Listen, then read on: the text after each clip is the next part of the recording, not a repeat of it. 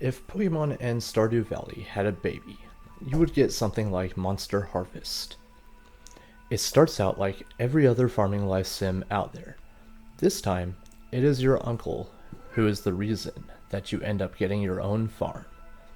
Apparently, he made an incredible new discovery that can transform plants into animal friends for you to immediately send to their quick deaths in a war that cannot be won.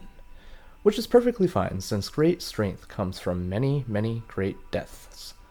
The discovery ended up basically making a town pop up overnight around his lab. Obviously, this means we get to take care of his old farm. The main character isn't a big fan of city life, so they are looking forward to what this simple farm life will have in store for them. This game is very unique in many ways, one of which is that it only has 3 seasons instead of 4, and only 3 weeks per season instead of 4 as well. This game can basically be as long or as short as you want it to be. I have a tendency to game hop a ton, and it takes a while to beat some games, even though I do beat pretty much every game I start. This one, specifically, is one I started about a year or two ago, and enjoyed my time with it, but got distracted by other games and just now got back to beat it, which took longer than it should have, since I had no idea what all still needed to be done. I still had a ton of fun trying to remember what I was supposed to do and where to go. Thankfully, this game is very bite-sized, and it wasn't difficult to figure out what to do. Turns out, I was only a couple hours from beating it. If you play this game long enough, you are bound to encounter some glitches and whatnot. The day I picked it up again was the day I broke it in my favor.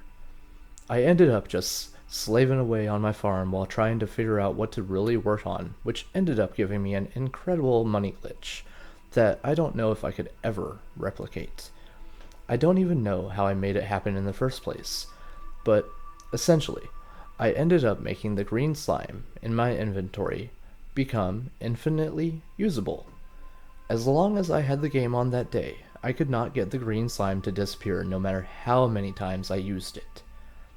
Green slime basically just makes your crops immediately ready for harvest, so I could run to the store, buy as many seeds as I could afford, go and plant them all, and harvest them immediately, without even needing to waste time and stamina at all.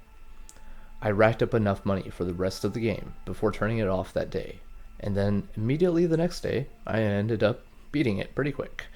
It also has a handful of other less helpful glitches, like sometimes after leaving the inventory screen, it would think that I was holding the action button, so you will start constantly using whatever item is currently in your hand. Beating it was a bit weird since the credits never rolled, and I did not get a platinum, even though I got every single trophy. All 8 of them. Oh, wait, all 10. My bad. It's a very strange game, but still a ton of fun, even with these flaws. The retro-inspired pixel art is very charming and cute, along with a very nice relaxing soundtrack as well. The gameplay loop is similar to most games like this. You wake up, tend to crops, and go chat up the townsfolk. You can give them gifts and become closer to the NPCs, but in my opinion, they weren't the most fleshed out characters, so it really doesn't matter that much. It also doesn't even have any marriage candidates to my knowledge, so the NPCs aren't really worth getting to know in my opinion, but they are there if you want to. The more I think about them, more I realize this game really is bare bones in many ways, but still worth playing. I just really hope we get a more polished, complete sequel one day. Doesn't hurt to dream.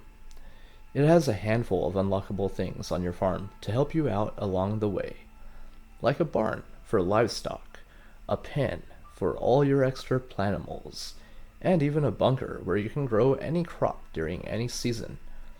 You also get a stable to hold a handful of mounts you can use to traverse the tiny world even quicker. Now, the dungeon is probably about half of the game or a majority of it, so in the dungeon, it's only accessible in the evening, and every level of the dungeon is randomly generated to give an entirely different experience every time. Now, with that being said, you only can go to the dungeon in the evening, like I said, but this also means that the time during the day in this game, it doesn't exactly move along. Like in Stardew Valley, you have a specific amount of time before the end of the day. In this game, you have day, evening, and then pass out time, which is all like it. The game doesn't force you to do any of it. You do it on your own time, so there is no time limit, even though it is a day-to-day type of game. It's very different. And I kind of like that because it makes it less stressful. You have all the time in the day to do whatever you need to do, and you can just go to sleep to make it evening if you need to, or go to sleep to make it the next day if you need to. It's very, very nice how they give you that option and don't make you have to rush. I like that. And then in the dungeon, the battles are quick and easy in a very difficult, painful kind of way. You can't swap out your monsters mid-battle, so if you are at a disadvantage, you will definitely lose the battle and get a dead planimal as a reward. It basically has its own built-in Nuzlocke system, since you cannot recover dead planimals at all, which is okay, since you get these wonderful items called hearts in return for their deaths. These hearts can be used to upgrade your farm soil. The music in the dungeon is extremely hauntingly beautiful, and very creepy to go along nicely with all the deaths you will be experiencing. You really do not need to grind and level your planimals at all to beat this game.